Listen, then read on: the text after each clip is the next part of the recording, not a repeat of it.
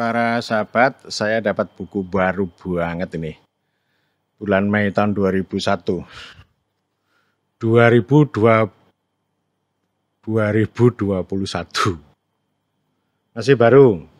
Judulnya Pilkada Orang Kuat, Kajian Mahasiswa Doktor Ilmu Sosial FISIP Undip 2020.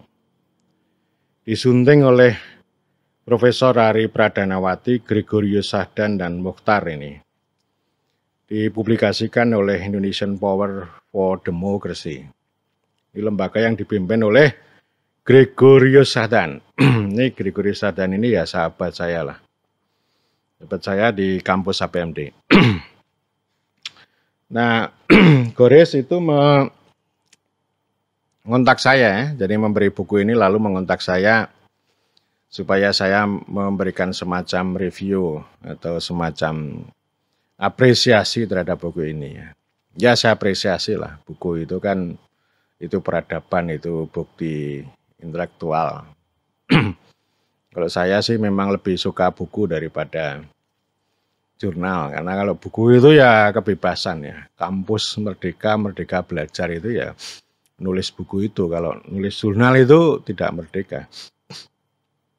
Gores meminta saya untuk apresiasi, tapi saya mengatakan begini ya, mengatakan dua hal pada Gores.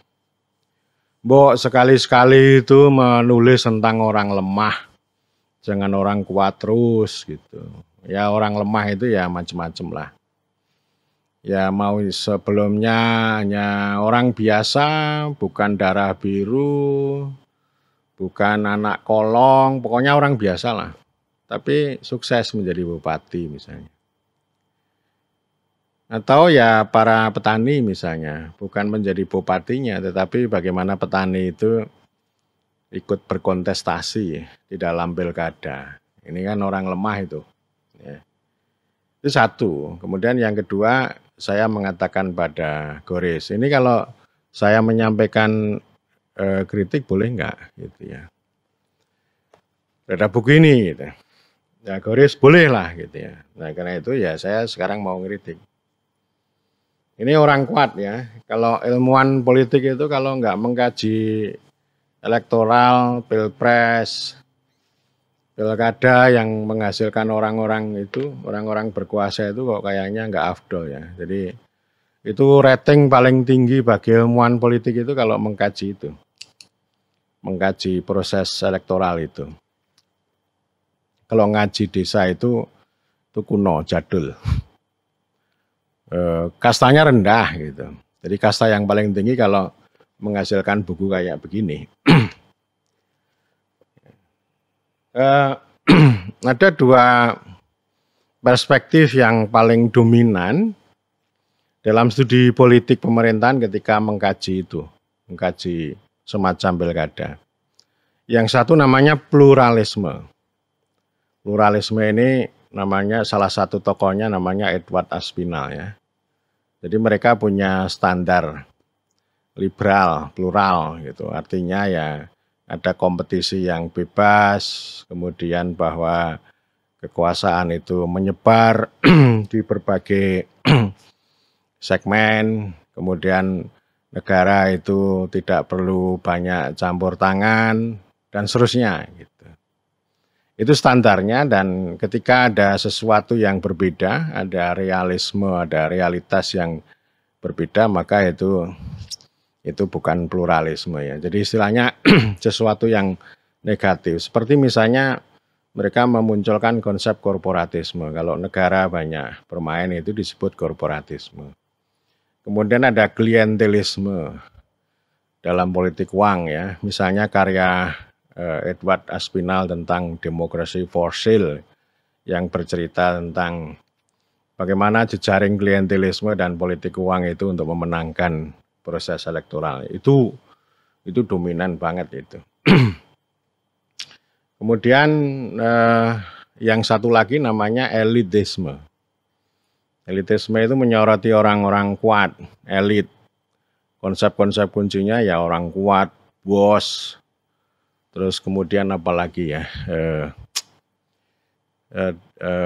predator ya, elit predator. Kalau yang pluralisme tadi ada juga dinasti ya, politik dinasti. Kalau yang elit itu menyoroti segelintir orang. Orang yang kuat, yang merampas, dan seterusnya. Itu sudah lama. Dan buku ini mengikuti itu ya, mengikuti kotak, mengikuti geng elitisme. Melihat politik itu dari sudut elit. Bukan sudut rakyat. Bukan sudut pergolakan ya antara elit sama rakyat atau rakyat sama elit itu. Tapi yang dilihat ya bagaimana elit itu menjadi orang kuat, dia memobilisasi, mengarahkan para pengikutnya itu. Bisa dengan politik uang atau yang lain atau memanfaatkan darah biru, garis keturunan ya. Itu. Lalu kritik saya apa gitu.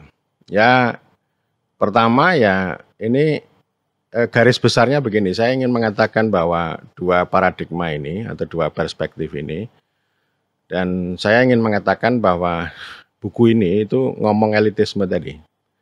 Ya, saya ingin mengatakan begini ya, pertama ini ilmu politik yang anti politik. Aneh kan? Jadi ilmuwan politik tapi anti politik. Membenci kekuasaan, membenci elit itu. Ya elit itu dari zaman awal sampai zaman akhir, awal zaman sama akhir zaman yang namanya elit kan begitu. Ini namanya realismenya begitu ya. Jadi ini anti politik itu kan kecenderungannya bisa malaikatisme atau moralisme, bisa teknokrasi. Kalau teknokrasi itu kan orang itu melihat dirinya itu kayak palu. Lalu apa yang dilihat yang ada di depannya itu dianggap sebagai paku sehingga perlu dipukul gitu ya. Jadi semuanya dianggap sebagai paku. Itu nanti saya kira implikasi lebih lanjut. Nanti saya akan sampaikan. Nah, moralisme, malaikatisme itu artinya ya orang itu terjangkiti itu, moral itu. Melihat politik itu dengan moral. Baik buruk, kayak malaikat lah. Kalau orang atau manusia itu bergaya malaikatisme, maka akan melihat orang lain itu seperti setan. Jadi bukan melihat manusia sebagai manusia, tapi manusia itu sebagai setan. Nah artinya orang-orang yang menggunakan elitisme ini kayak malaikat ini. Ini namanya anti politik. Politik itu kan ya manusia itu punya interest, punya kekuasaan, punya pengetahuan, punya nilai. Gitu. Jadi artinya kalau orang seperti malaikat kan hanya berpikir sesuatu yang moral banget. Gitu. Dan ini akhirnya nanti tidak mampu menangkap realitas itu secara lebih baik, secara lebih utuh. Dan pada akhirnya orang-orang yang mencaci kekuasaan, mencaci elit itu akhirnya membenarkan teknokrasi. Jadi bukan demokrasi solusinya, tapi teknokrasi dengan cara palu memukul paku tadi. Ya. Artinya kekuasaan elit itu tidak dikanalisasi, tidak dilembagakan menjadi otoritas, menjadi kewajiban, menjadi tanggung jawab, tetapi kekuasaan mereka diprotoli dengan cara teknokrasi termasuk anti korupsi. Jadi pada akhirnya orang yang menyukai studi elit ini itu anti pada institusi politik. Tapi lebih suka pada institusi anti korupsi. Ya, jadi malah justru mendorong institusi-institusi hukum itu menjadi politik. Sementara institusi politik yang itu penuh dengan elit itu dicaci maki, diprotoli, lalu tidak percaya. Ya seperti zaman dulu lah, masa ilmuwan politik kok merekomendasikan kepada presiden untuk membubarkan DPR ini kan itu ilmuwan politik yang kacau balau itu. Lalu malah mendukung institusi hukum. Jadi yang yang politik itu malah dibikin teknis, dibikin moral gitu. Yang hukum itu dibikin politik. Itu yang secara garis besarnya begitu, terus kemudian yang lain saya ingin mengatakan ya, jadi moralisme, malaikatisme itu sama dengan pendekatan patologis, ya. Jadi melihat apapun itu buruk, jadi hitam putih buruk gitu. Nah, karena patologis ini kan itu dibawa sejak awal ya, deduktif. Jadi ketika orang menulis itu sudah punya bayangan bahwa elit itu pasti buruk gitu. Proposalnya ya proposal penelitiannya ya selalu begitu. Melihat cara memproblematisasi itu ya dengan cara moralisme, malaikatisme tadi.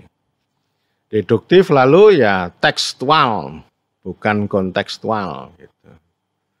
Saya pernah menyampaikan kritik terhadap ini ya karya Vediatis. Ya orang-orang yang menggunakan elitisme itu setiap datang ke daerah ya hanya mengatakan oh ini bupati ini predator, bandit dan sebagainya gitu.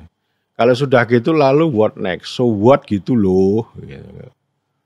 Nah itu namanya involusi. Jadi ya gitu-gitu aja. Padahal kan secara kontekstual kan dinamis.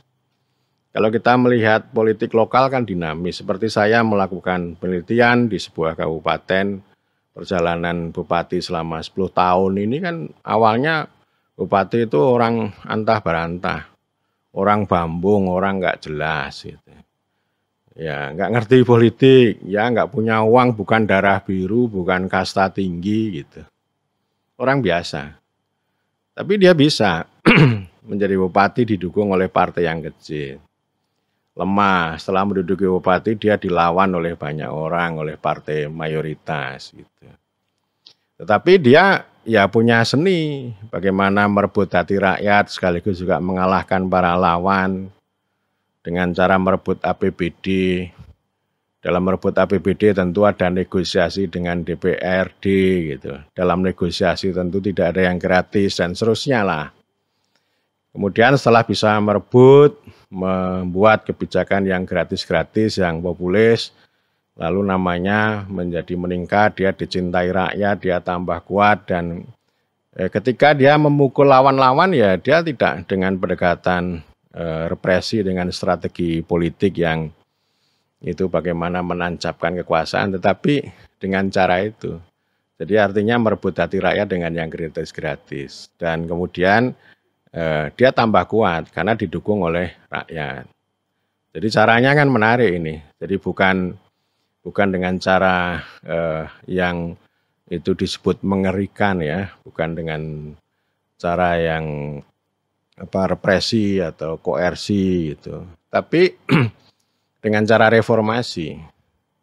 Jadi artinya ini malah reformasi itu digunakan untuk mengkonsolidasi kekuasaan. Lalu dia kuasanya menjadi lebih kuat, lebih besar gitu. Ketika lebih kuat lalu nggak ada lawan, dan dari sana kemudian dia menjadi mencuri lah, menjadi maling, dan ketika maling lalu dilawan oleh kekuatan civil society. Akhirnya dia runtuh, masuk penjara gitu ya. Ini kan dinamika ya, jadi artinya kan ini bukan hanya sekedar cerita, tapi dari cerita itu kan bisa menghasilkan pengetahuan, bisa menghasilkan banyak teori gitu. Misalnya begini, kalau teori awalnya itu no strong leader, no reform, tidak ada pemimpin kuat, tidak ada reformasi. Itu kan teori mainstream, tapi saya lawan. Jadi malah justru saya membuat argumen yang lain. Reformasi itu menghasilkan pemimpin yang kuat, bukan pemimpin yang kuat menghasilkan reformasi. Sebaliknya gitu. Nah ini kan artinya kan ini namanya pengetahuan. Jadi kita tidak involusi.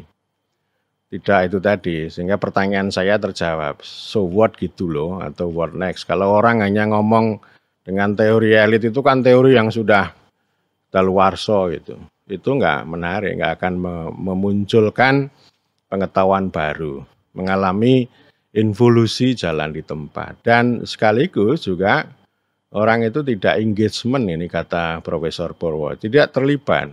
Kalau orang hanya mencaci maki kekuasaan itu akhirnya dia tidak bisa engagement, tidak bisa ajur-ajer, tidak bisa terlibat dengan kekuasaan. Bagaimana memanfaatkan kekuasaan itu untuk perubahan, untuk kepentingan orang banyak. Kita bisa belajar dari perjalanan teori politik, teori pemerintahan ya. Dengan melihat elit yang seperti itu lalu muncul ada pencerahan ya. Pencerahan di abad pertengahan dan sebagainya itu kan dalam rangka untuk itu bagaimana kita berpikir dengan cara engagement dengan kekuasaan. Artinya tidak semata-mata membenci kekuasaan. Kalau Anda membenci kekuasaan elit, maka nanti dampaknya ya tadi dari malaikat menjadi teknokrat. Ya. Lalu teknokrat itu dipuji-puji, dia yang terbaik, dia yang paling benar dan sebagainya. Padahal teknokrat itu sebenarnya juga melakukan kejahatan yang dibungkus dengan kebenaran.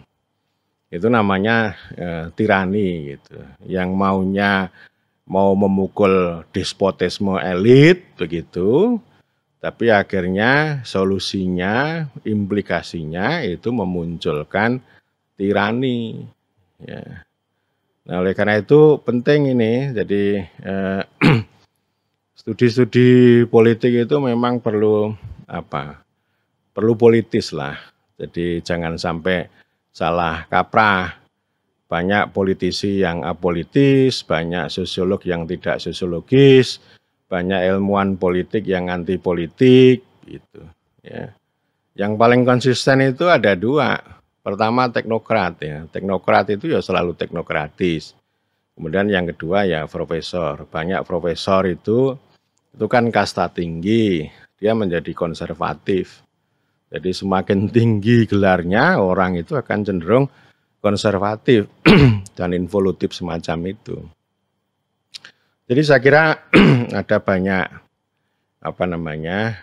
teori. Saya pernah juga berbicara mengenai teori baru pemerintahan di video saya gitu.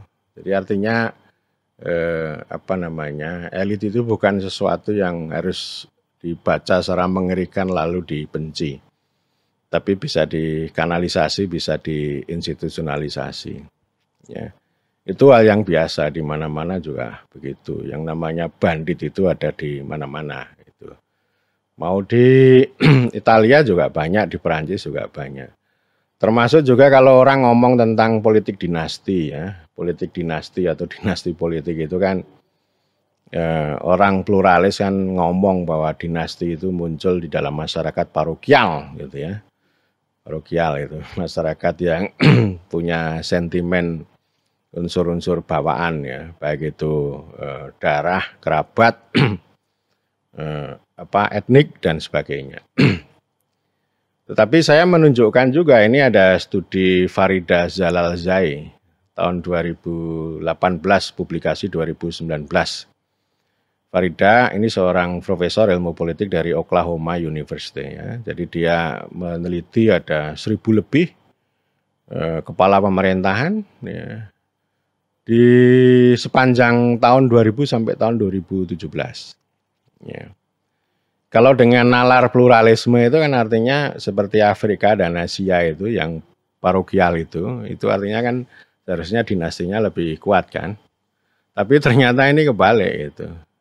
Ya dia menunjukkan di Amerika Utara, di Amerika maupun Kanada juga ada politik dinasti. Baik itu George Bush Junior gitu maupun Perdana Menteri Kanada ya, Justin Trudeau itu ya, itu namanya dinasti juga. Farida menunjukkan bahwa angka dinasti di Eropa itu 13%. Sama dengan Amerika Latin, 13%.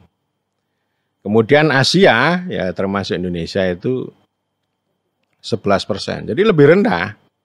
Lebih rendah daripada Eropa. Yang konon Eropa itu menjadi kiblat. Ya.